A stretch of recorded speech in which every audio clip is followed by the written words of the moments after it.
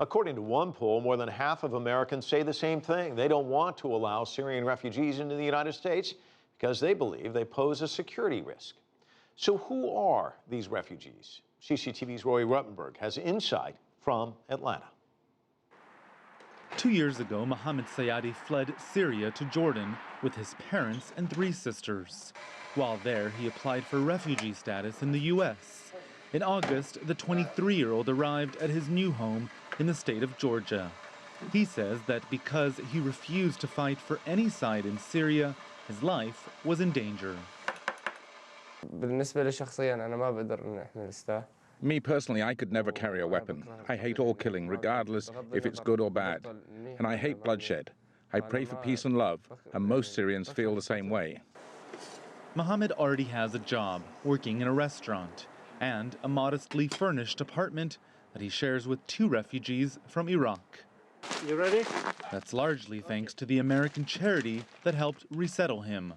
World Relief is one of nearly a dozen national nonprofit aid groups given such cases by the U.S. Department of State. Many of its staff are themselves former refugees.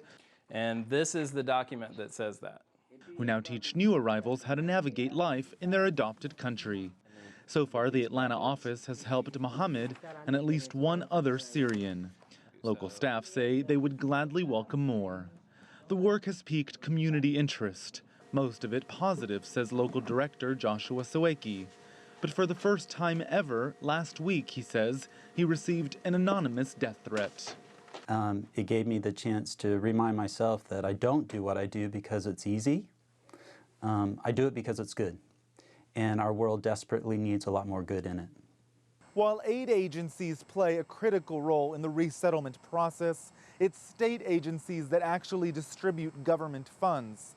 Last week, Georgia's governor sent out this letter instructing all agencies to, quote, halt any involvement in accepting refugees from Syria.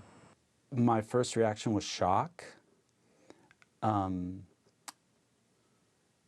never imagined that the governor of our state, or of any state for that matter, would attempt such a thing.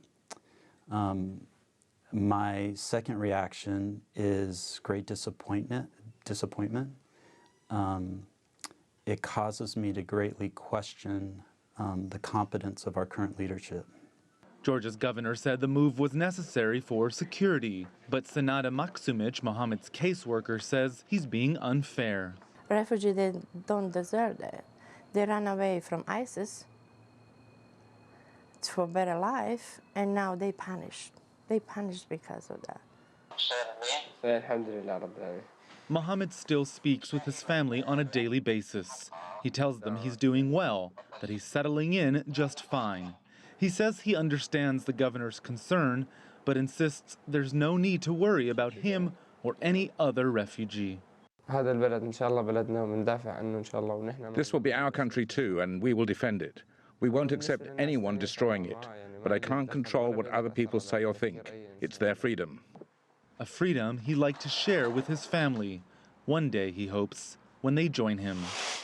Roee Ruttenberg, CCTV in Atlanta, Georgia.